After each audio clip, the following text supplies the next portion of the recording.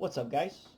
In this video, we're going to rewrite these quadratic functions in vertex form and give the vertex. As a reminder, y is equal to ax squared plus bx plus c. This is called standard form. Standard form. Okay? Vertex form is given as the following equation. Y is equal to a times x minus h quantity squared plus k. These a's are different, okay? They're not the same a. They're not the same number. Maybe they could be, but they're not, okay? They're different forms, so it's a different variable. It's just a variable, okay? This is called vertex form. And in this equation, the vertex is located on the following points.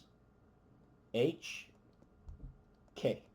So once you have an equation in this form, you can find the vertex really easily. But in order to get in vertex form, you have to know how to combine it with a method called completing the square. So here we're going to take number 2, g of x. Okay, so number 2, g of x is equal to x squared plus 2x minus 3. All right, notice the coefficient on the x squared term. It's a 1, right? There's a 1 hidden right here. There's a 1. 1x squared is the same thing as x squared. So when you have that, there's no need to multiply or divide by a number. I'll do an example in the case when the leading coefficient is not 1. Look at numbers 5, 6, 7, 8. You can see the leading coefficient is not 1. So we have to do a little bit of an extra step. All right, so to complete the square, we're going to do the following. G of x, okay? And we're going to leave some space. Space is equal to x squared plus 2x plus some number minus 3. And that number we add here, we also have to add it on the left side.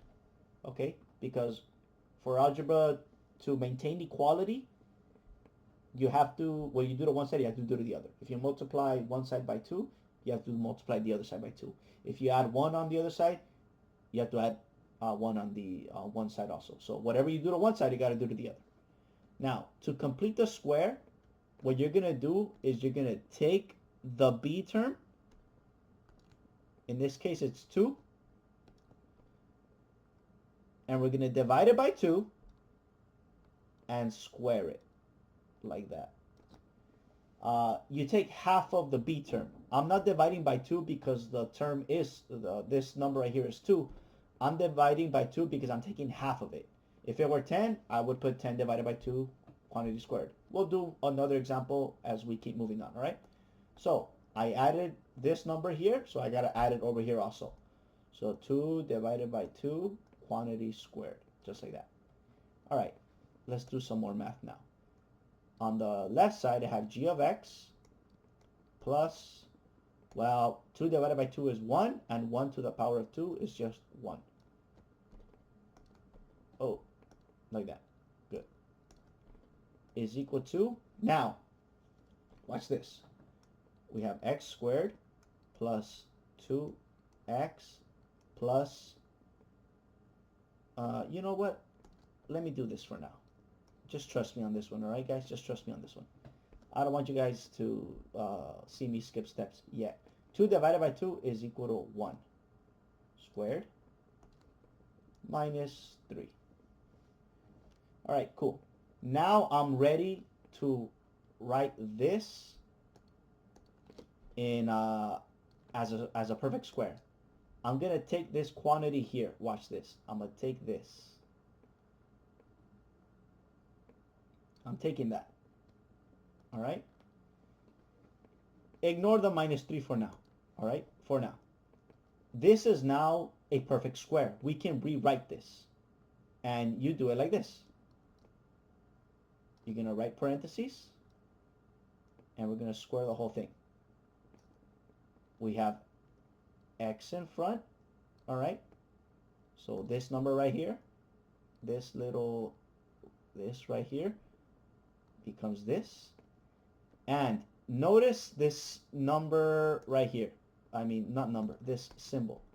We have a plus right here, right? Plus 2x. So that means that plus is carried down here also.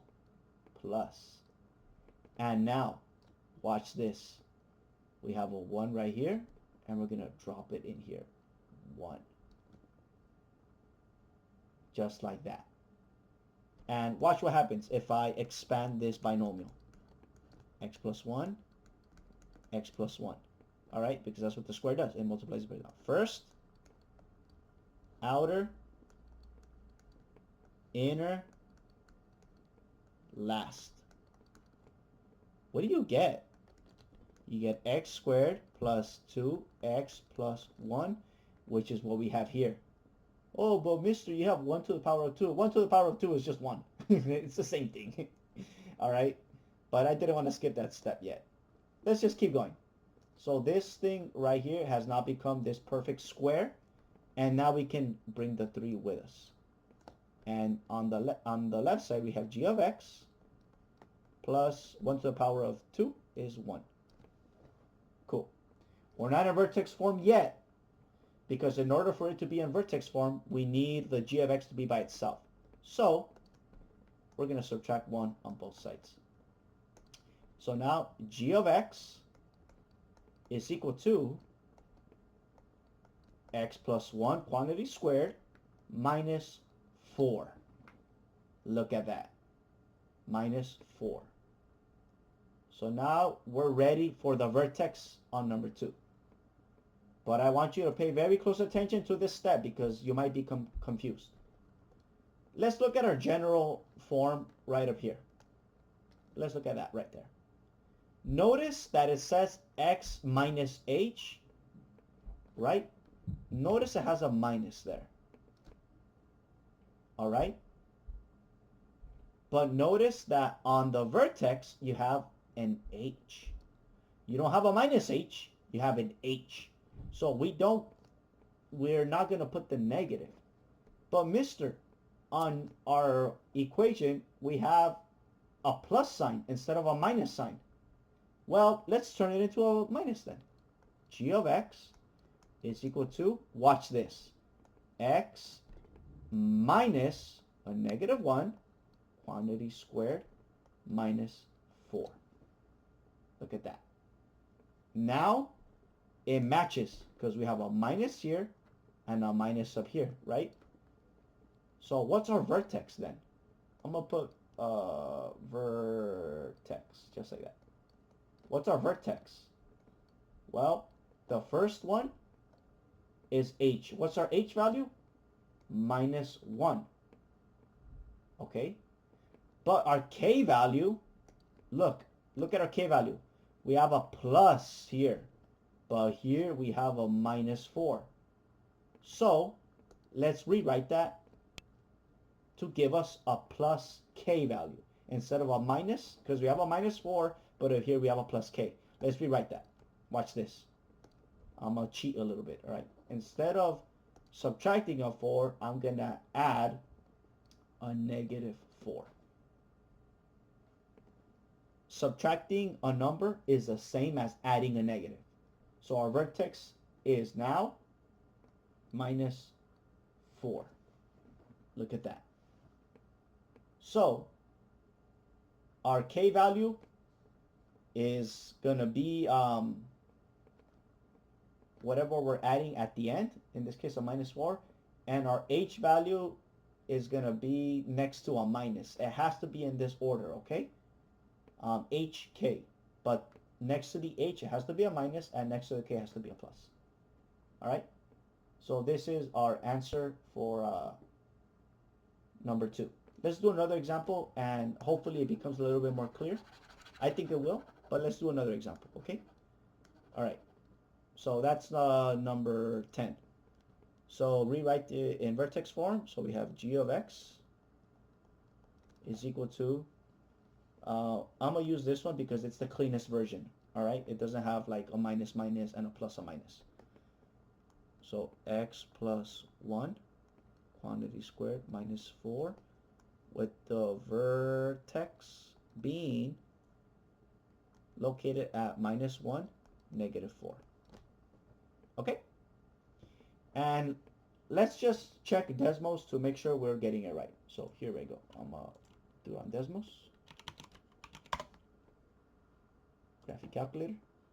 And let's graph our original equation. X squared plus 2x minus 3. X squared plus 2x minus 3. X squared plus 2x minus 3. Look at that. Minus 1, minus 4, which is exactly what I calculated. Minus 1, minus 4. So let me plot this one, our vertex form. Let's see if the vertex form is the same. So we have, it was x plus 1 quantity squared minus 4. Now if I put a 4, they should overlap. Look at that. You see how they're the exact same equation? Look at that. That's the original vertex form. Look at that.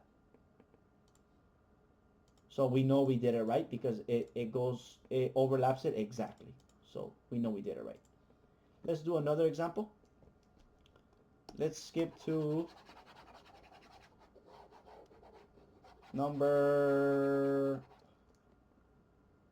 let's do number 5. Actually, let's do number 4, and then I'll do one with number 5 because, again, it has a coefficient right there, too. So let's do number 4. F of x is equal to x squared plus 5x minus 2. All right, first things first. F of x plus something is equal to x squared plus 5x plus something minus 2. Okay, what is that something? Well, we take half of the b coefficient and we square it. Just like that. So here we have 5 halves squared. Awesome. So now we have this right here makes a perfect square. Okay, so let's rewrite it. So we have x, because it's an x, plus, right there, right, plus, and what's our value here going to be? 5 halves. 5 halves. Let me keep it red so we can keep the structure going. 5 halves squared minus 2. All right. And on the left side, we have f of x is equal to, f of x plus 5 over 2. 5 halves squared is equal to 25 over 4. You're welcome to do the math there yourselves. All right, so far so good. Now we have to get f of x by itself. So we're going to subtract 25 fourths from both sides. Okay? So now our vertex form equation is going to be f of x is equal to x plus 5 halves quantity squared minus 2 minus 25 over 4. Minus 2 minus 25 over 4. Let's do it right here. So we have minus 2 minus 25 over 4. And we get minus 33 fourths. Minus 33 fourths. Minus 33 fourths. And that's our answer. What's our vertex? Remember, x minus h, but we have a plus. So we have to do the opposite. 5 halves, and instead of plus k, we have a minus. So we're going to do minus 33 fourths. Alright? That's our vertex. Remember, it's a plus. So we have to take the opposite because up here has a minus. And whatever k is, right? Instead of right here we have a plus k, here we have a minus 33 fourths. So you keep that. If it were plus, then this would be a plus. Alright? But if it's minus, keep it a minus. Alright? I guess that's the best way to describe it. If it's plus, keep it plus. If it's minus, keep it minus. Only for the k. But for the h, you have to do the opposite. Okay? So that's our equation. Let's check it on Desmos to make sure we got it. So x squared plus 5x minus 2. X squared plus 5x minus 2. Let me make sure I copy that right. X squared plus 5x minus 2. Good. And now let me plug in my vertex form equation. X plus 5 halves quantity squared. So x plus 5 halves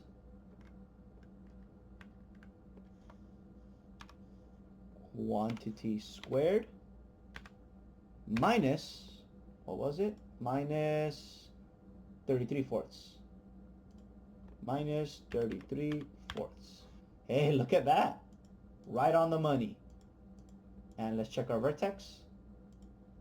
Minus 2.5, minus 8.25. Trust me when I tell you it's the same thing as the these exact fractional values. Okay, it's the same thing. Just trust me when I tell you that. Awesome. Now let's do a harder one. Let's do number 8. We'll do number 8. Cool. Let's do number 8.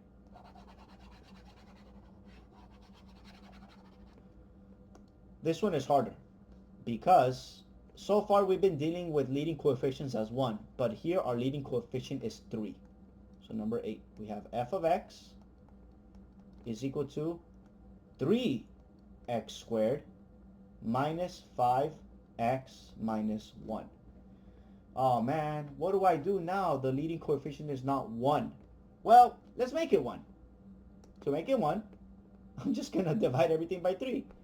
Divide that by 3, divide by 3, divide by 3, divide by 3. Just like that, okay? So on the left side we have f of x divided by 3 is equal to 3x squared divided by 3, x squared. Negative 5x divided by 3, negative 5 thirds x. And minus 1 divided by 3, minus 1 third. Okay? Our leading coefficient is now 1. So now we can do the thing where where I add that one something. Okay? Don't be intimidated just because it's fractions. Fractions are just like any other number. All right? Don't worry about it. We can still perform operations. So we have f of x divided by 3 plus something is equal to x squared minus 5 thirds x plus something minus 1 third. What is that something? Well, you take 5 thirds and divide by 2 and square it. Here we have a complex fraction. So instead of saying 5 thirds over 2, I'm going to say 5 thirds divided by 2. And we now have a division of fractions, right? So keep, change, flip. So this is equal to 5/6. So this inside is 5/6 to the power of 2. So I'm just going to write what I have. Let me not skip steps so everybody can follow along. All right, cool. We have f of x over 3 plus 5/6 squared is equal to, now right here is a perfect square. Okay, so let me keep going. We have x squared minus 5/3 x plus 5/6 squared minus 1/3. So far so good, everybody? Cool. Let's keep going. I'm gonna delete this now. I don't need it anymore. Let's keep going. On the left side, I have f of x, like that. F of x divided by 3 plus 5/6 squared is equal to 25 over 36 is equal to, now I can write my perfect square. X minus, okay, look, we have a minus symbol this time. So because it's a minus symbol, it carries it down. The previous examples, you've had plus, so it's a plus. But because that's a minus, we keep the minus. All right, keep the minus. Don't forget that. All right, the minus carries over. So let me keep it here. This minus carries over right there. All right, minus, minus. And now we have minus what? 5/6. 5/6 minus 5/6 squared minus 1/3. Just like that. Let's keep going. We're not done yet. We have to get f of x by itself. All right. Now we are going to, I'm going to move it down, guys. Like I said in previous videos, feel free to rewind it to go over the work. I can't make it fit on one page. I'm trying to write as clearly as possible because it is my opinion that clarity leads to understanding. So I'm giving myself plenty of room. Alrighty? So let me know if you guys want me to do something about it, or if you guys are okay with it in the comments, or, you know, just follow along. Alright, here we go. We need to get f of x by itself. So I'm going to subtract 25/36 from both sides. So minus 25/36 minus 25/36. And we have f of x divided by 3 is equal to the quantity x minus 5/6 squared, right? Minus, well, minus 1/3 minus 25 over 36. I don't know what that is. Let's do it. We have minus 1/3 minus 25 over 36. We get minus 37 over 36. Minus 37 over 36. Minus 37 over 36. Let me do the math myself. Minus 25 over 36. I need to multiply by 12 over 12. So we get minus 12 over 36 minus 25 over 36. Minus 12 minus 25 is minus 37 over 36. Ooh, you didn't trust the calculator? I just wanted to make sure I knew how to do it and verify. All right, we're good. Are we done? If you said yes, you are wrong. The reason is we still dividing by 3 right here. So we're going to multiply everything on this side by 3. All right, we're going to multiply by 3, and we're going to multiply everything here by 3 also. everything. You don't multiply only one piece. You gotta multiply everything. All right? All right. Oh my God, why does that keep happening? Oh well, we'll figure it out.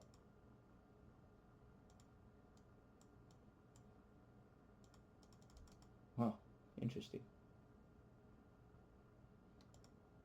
What is going on? Did I break my app? All right, here we go.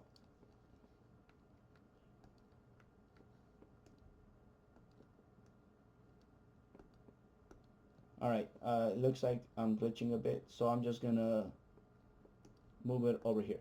All right, here we go. So we're gonna move it over here. So 3 times f of x divided by 3, we get f of x is equal to 3 times this piece is just simply 3 times x minus 5/6 quantity squared.